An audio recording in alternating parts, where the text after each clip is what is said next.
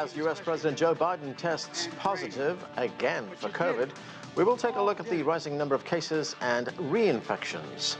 Also on today's show, we will discuss the economic protests against the government in Panama. Hello, I'm Anand Naidoo, and this is The Heat.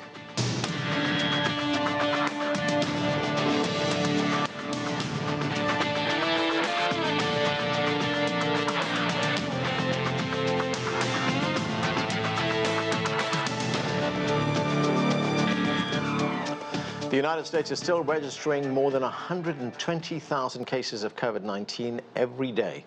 Many are people who've already contracted the virus. We will take a look at the reinfection issue later. But first, Panama. The country is engulfed in daily demonstrations against cost of living increases and government corruption. The protests have been going on for weeks now. The main highway has been blocked, disrupting the delivery of goods around the country. To discuss the situation in Panama, we welcome Orlando Perez. He is Dean of the School of Liberal Arts and Sciences at the University of North Texas. He joins us from Dallas. And Remy Pierre is a senior partner at Mbeli Advisory. He joins us from Miami. Thanks to both of you for being with us. Orlando, people have been taking to the streets of Panama for more than a month right now. What can you tell us about what you know of the situation at the moment there? Yes, well, thank you for having me. So as most of your listeners probably have heard, these protests were sparked initially by inflation and inflationary pressures, particularly on fuel prices and medicine, prices for medicine, and prices for some basic goods and services. As you know, the world is undergoing an inflationary environment. And Panama is not used to inflation because of its dollarized economy. So that is the immediate spark of those protests. But there are some underlying structural conditions that affect Panama deeply, which have to do with the unequal distribution of income and wealth. Panama has among the worst income distributions in all of Latin America. There are concerns about systemic corruption. There are concerns about an unfair tax system that is fairly regressive and incentivizes tax evasion and tax avoidance. So inflation is the immediate spark, but there are some structural socioeconomic conditions in Panama that have fed into this round of protests. Right, Orlando, for its part, the government would say, as you've pointed out, that inflation is not unique to Panama. We've seen countries around the world facing inflation. And the other thing that the government is doing right now is to freeze prices. Is that adequate? What is that doing? Well, I mean, the government is of course blaming the war and the supply chain disruptions, and of course the consequences of the pandemic. And yes, everybody around the world, and in Latin America in particular, there are countries that are experiencing worse inflation. But for Panama, it's important to understand that Panama has a dollarized economy and has usually not had inflationary crises that are common in the rest of Latin America. And so for Panamanians, for example, a 5.2 year-on-year increase in prices as they experienced in June, for example, is quite significant. On top of that, of course, are the dislocations that occurred because of the pandemic. The pandemic hit Panama and Panama's economy very hard. Panama had been growing quite rapidly in the previous decades, and the pandemic slowed economic growth significantly. It affected the educational system, the health system, and then it revealed significant corruption problems that have been systemic in Panama. So I think there's a confluence of factors that have fed into this kind of discontent. And I would say this is the worst social crises in Panama since the end of the military dictatorship in 1989. Right. Okay, Remy Pierre, if we look at the inflation rate in Panama, it's 4.2%, and that's actually below the level of many other Latin American countries. If we look at the situation, say, in Brazil or Colombia or Mexico, Panama is still lower in its inflation rate than those countries. But why is it hurting people so badly in Panama? I mean, that's a good question, and we already had a part of the answer with the fact that the Panamanian population is not used to this, and that they're actually very much accustomed to very cheap oil and access to food that has been extremely stable in terms of prices because of the dollarized economy. So there's a perception that is a factor which is important, but also a macroeconomic level important element, which is, as we mentioned, the fact that Panama in the Americas is the third country in terms of inequalities, which means that a very large part of the population, barely makes it through the end of the month already, with a high level of unemployment of around 10%, and therefore this is this population that suffers the most from the inflation rate, much as other countries around the world. And unfortunately, in the case of Panama, despite the quite good economic results over the last few months and years claimed by the administration, you have no mechanisms for clear redistribution, claims for nepotism and corruption that have been confirmed over the last administrations, lack of trust towards the administration. Also, in a country which is in terms of logistics and infrastructure, is quite easy to block, if I may say so. I mean, you have the large highway, the Pan American Highway, that can be blocked quite easily, especially in the state of Veraguas, which interestingly has become the center of the contestation. The state that used to be the basis of the PRD party in power. And as we see right now, Laurentino Cortizo, the current president of Panama, is failing to be able to pass through a message to the population. Has been facing a lot of criticism from the right-wing parties and former candidates that barely lost the election in 2019, and as a result, there's a lack of support to the Cortizo administration, both locally, as I said, in Veraguas, but also in terms of the situation nationally in Panama, both facing regular criticism from the right wing, not having support from the workers' unions in the country, and even socially, where there used to be their stronghold, Veraguas, not being able to face the population with measures that would face in confidence and trust for the demonstrators. Remy, if we look at Panama, I mean, it's a relatively small country. It lies smack right in the middle of two big continents. And of course, it may be small, but it's not insignificant because it is home to the Panama Canal. And in fact, the country has a law which forbids canal workers from taking part in strikes. I mean, that gives us an indication of how important this canal is. But the country's maritime chamber has pointed out that blockades along highways have had a significant impact and caused financial losses in the millions to the maritime and logistics industries. I mean, could we see this this action that in Panama that we're seeing right now get to the point where it would actually affect world trade? I wouldn't be, so quick to arrive at this level. You mentioned very clearly the fact that the Panama Canal has the importance in Panama, but also the fact that it actually abides to a whole specific set of laws on even the Panama Constitution doesn't apply fully to the Panama Canal, and there's that shows also a very interesting elements of a two-level economy in a country between some sectors that develop a lot of income or results, such as the Panama Canal or the financial sector or a series of others that unfortunately do not trickle easily towards the population, and that creates a lot of pressure, especially on the housing market, especially on the specificities of lack of investment in social infrastructure, apart from the areas where the Panama Canal is very much present or where other organizations are present. Now, does it have a risk of being able to challenge and create concerns and havocs on international trade? I would not go that fast. Obviously, in terms of being able to supply to everyday needs to other Panama Canal, in terms of operational elements, there is importance of suppliers and being able to pass in for merchandise goods and others through the Pan American Highway. That is, the blockades have been somewhat lifted on different places. There are, obviously stocks and capacity to be able to operate or to actually bring those inputs differently than from the highway. So it will be additional costs maybe, but I'm not too concerned about the incapacity of the Panama Canal to continue operating. It is clearly clearly a red line in Panama, and the capacity of operation from the canal are second to none in the country. So I do not see strong challenge to international trade for the moment. Right. Orlando, of course, these demonstrations and these protests, they're also raising a political question in Panama right now.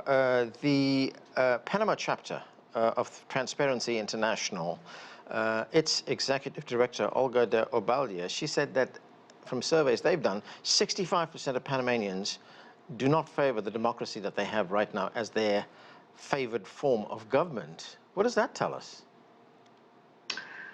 Well, it tells us that Panamanians are very discontent with and very unsatisfied with the way their political system is operating and has operated.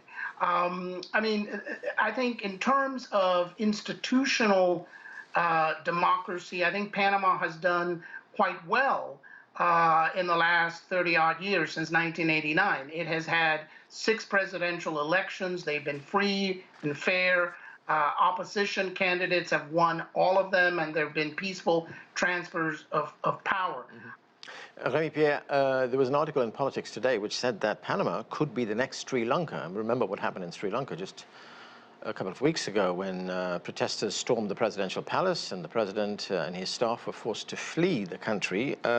Is that likely? Yeah, this is a big headline that is being passed around because of the idea of the domino effect of the inflation on the capacity of population to be able to feed their children and lead to significant arrest. I think this is actually not the situation here in case of Panama. Clearly, in terms of institutionally, there's stability in Panama. The next elections are going to be organized clearly in 2024. Right. It's not the case in case of Sri Lanka.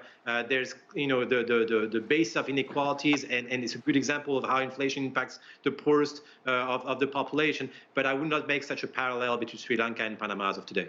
Okay, Remy Pierre, Orlando Perez, thanks to both of you for joining us.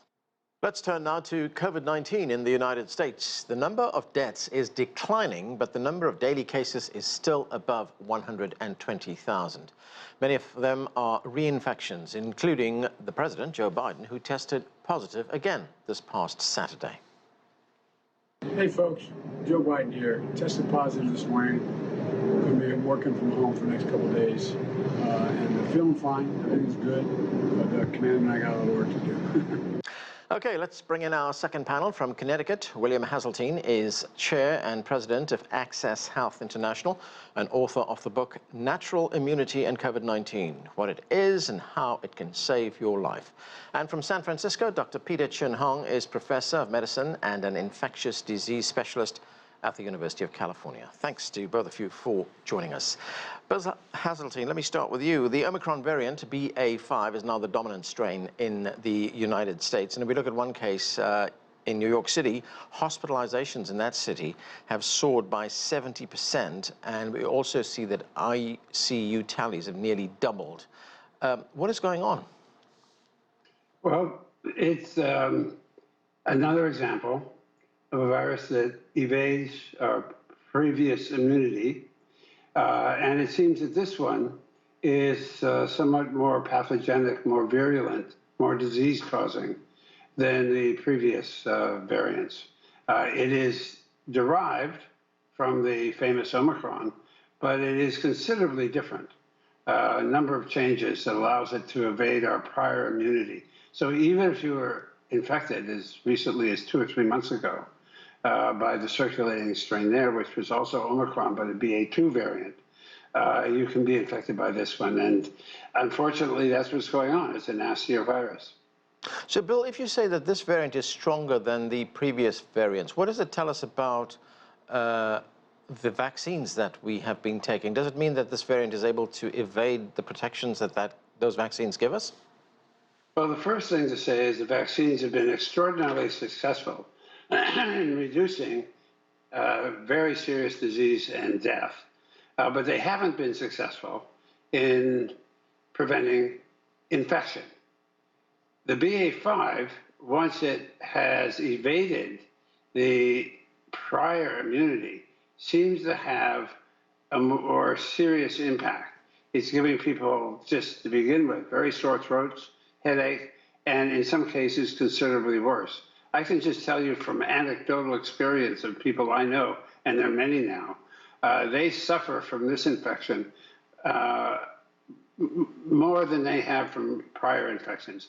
There are many people now been infected 2 or 3 times. This one has hit them harder. So they suffer more, the effect is stronger, but Bill, what about deaths? I mean, is the lethality of the thing less? It depends where you were. The deaths are pretty complicated. In some places, the deaths are rising pretty sharply, which is concerning. Does that mean, I think it means that this virus is replicating even better than the other ones, and it's actually finding somewhat different targets.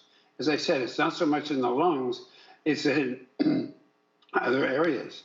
So that this has a possibility of creating more havoc. And there's some places where the deaths are rising pretty sharply. Fortunately, not so much in the United States. There's a somewhat higher death rate than there has been before, but that's mostly because we think because there's many more people infected by BA.5 than some of the other variants. Peter Chin-Hong, you are in California, and in fact, Los Angeles has been debating whether to reimpose a mask mandate in that city, but they decided against it. But this is how some residents in Los Angeles have been responding to the initial idea. Let's listen to them. No, I'm not happy about the fact because we've been going through this for 2.5 years now, and I feel like at this point in the game that it should be a personal choice whether or not you want to wear the mask. We all know that things have gotten more expensive recently with gas and prices going up all over the place. And if we take a 5 or 20% hit in revenue, which is absolutely possible with a mandate, that is literally that day, whoever's working will get an immediate pay cut because they get most of their pay through tips. So, Peter, what is the situation in California right now? So the situation in California, Anand, is red hot COVID all around in the community. But, and some people think as high as it's ever been when you look at wastewater. And despite the official numbers, of course, we all know that people are doing testing at home. A lot of people are not even testing anymore because maybe, or they got a false negative early on and decided not to test later on despite having symptoms. Our hospitals are still doing okay despite that. For example, in my hospital, admissions are around 40 a day compared to 150 in January. Doesn't mean it will go up. I think it's probably crested right now. So I think you're seeing this disconnect between the fire in the community and the hospitals doing okay. And that's what people are reacting to. I think after 2.5 years, there's very, very little public appetite for sledgehammer-like mask mandates. However, we're continuing to see them in microenvironments. The hospital where I work, they probably won't go away for a very long time. We may see them come back in schools, public transit, for example, BART, the Bay Area Rapid Transit, recently reinstated a mask mandate. So in these microenvironments, you see it, but you'll probably never see it again in the public unless there is some extremists. Right, and Peter, how are health authorities in California responding to this? Well, I think they're trying to really balance, what the people want and the science. I think the science is clear. Masks work, and whether or not people take it, like I mentioned, is an issue. In terms of other issues like diagnostics, due to the fact that Congress is still sitting on $10 billion of COVID aid, a lot of diagnostic money has been funneled into 2 strategies, really, in the state as well as in the country: Paxlovid and vaccines. Not a lot of continued uptake in vaccines anymore, despite Novavax coming on board in some cities and areas recently. Paxlovid, again, a big push. Pharmacists can prescribe it, but whether or not, President Biden's reinfection or sort of like rebound, Dr. Fauci's will have any impact on the population uptake, I'm hoping not, but that's really what's going on. Bill Hasseltine, Peter just mentioned President Biden there and the fact that he tested positive again for COVID less than a week after testing negative. The White House physician said this is a case of, as Peter just told us, rebound positivity, and it has something to do with the drug Paxlovid. What does this mean? Explain that to us. Well, what happens, Paxlovid is a drug that is meant to reduce the amount of virus in your body. It's a 5-day prescription. And after that time, once you've stopped, in a number of people, and there's a debate right now whether it's 5% or as high as 50% of people experience a second bout of viral infection, it's clear that for many people, Paxlovid does not clear the virus. I can speak personally. I took Paxlovid not only for 5 days, for 10 days, and was virus positive the entire time. Yes, my virus load went down, but then the virus load might have gone down without it. But what rebound is when they take it for 5 days, virus seems to be cleared, and then isn't actually cleared and comes back. And the reason we know it's not reinfection, in a number of cases, they've done the detailed analysis to know that the virus that comes back is the same one you had the first time. It's not a reinfection from another source. So there is really Paxlovid rebound. And as I say, the frequency is under debate.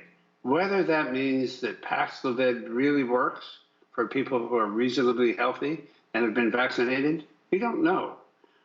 We do know that there's some evidence that it has some antiviral effects for those who haven't been vaccinated.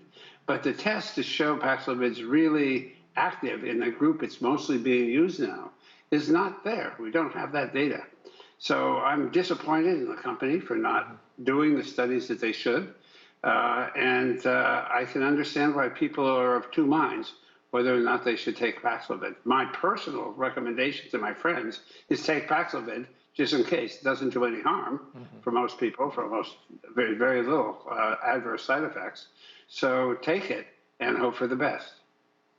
Peter, if we look at President Biden's experience, I mean, he initially tested positive, then on Wednesday, Thursday, and Friday, he was tested, and he tested negative, but then again on Saturday just passed, he tested positive. But during those periods when he tested negative, he wasn't wearing a mask, and he was still among people, he was still working with people, etc. And I'm wondering, what kind of risk is there when that happens? I think it's a great question, Anand, but I think, the way I think about rapid antigen tests is it's a decent measure of infectivity. So that's why these programs like Test to Stay in schools and stuff like that worked, because even though you may have tiny bits of virus if you did a PCR, the amount of virus that you have is probably not significant enough to result in transmission if you repeat the test again. So I think it's possible that there could have been transmission, but I think it would have been negligible. You need more than 100,000 viruses to turn the antigen test positive, but it is a decent measure of infectivity. Right. Peter, you were quoted in the Mercury News saying that if you got COVID and recovered in the past few weeks, you quote, that's you saying this, you said you don't have a get out of jail card, or jail-free card. But you also said that pandemics end at some point as the population gets stronger and stronger, as they build up resistance, I guess. How far are we away from that point? That's a great question, Anand. I feel like we're not there yet. Maybe we'll get there in a year. I'm not sure. I think there are two features, again, when we think about how scary the virus looks. It's not only that, it's how protected the people are. And as we get waves and waves of infection, the people are going to get more and more protected. The soil in which the virus is going to land is going to get more and more inhospitable. So we're seeing that now, even though there's a lot of evidence, or some evidence, that BA.5 produces more virus in each cell it infects, like Professor Hasseltine mentioned. We're not seeing as many deaths or as hospitalizations as we would have expected, given the vast numbers. So maybe a year, hopefully this will go away soon, so that it will just be a seasonal issue. Bill, the pharmaceutical companies, Moderna and Pfizer, they've announced updated shots or boosters to counteract the effects of this Omicron variant, BA.5. And these boosters could come to market as early as next month. I mean, do you expect once they start administering these shots to people that the infection rate will start going down? It is very difficult to know. This virus has the ability to mutate. I've looked at the data pretty closely of the current the vaccines that they're proposing, and the problem is the virus changes faster than the vaccine companies can catch up. So what they would be vaccinating you with come the fall would be 2 outdated vaccines. They're already outdated. I mean, they do work. I would say that, again, my recommendation is, yes, take them. Don't expect them to be a panacea, but as a means of caution, I would recommend that people do get boosted. I've myself been boosted 5 times and intend to be boosted with these new vaccines. Not that I expect them to fully protect me. I think it's very important to wear masks. But there's a whole other aspect I think we have to talk about other than personal behavior. Because it's pretty clear that people aren't going to be changing their personal behavior. Yeah. I think we have to talk about how to clean the air and some other structural measures that can be taken. For example, we know we have to have clean water in our houses. We know that we have to protect our apartment buildings from fire. We should begin to have a very serious effort to make sure that the air we breathe in public spaces is clean. That means exchanged, so there's a lot of new air in there. It means filtered, so any of the little viruses that are there get filtered out. And where possible, it means shortwave UV light and other measures to kill any of these viruses that are in there that and in a way that won't affect you.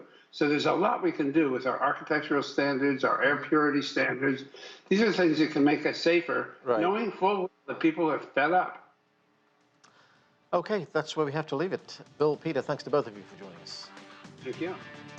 And that's it for this edition of The Heat. I'm Anand Naidu in Washington, D.C. Thanks for watching.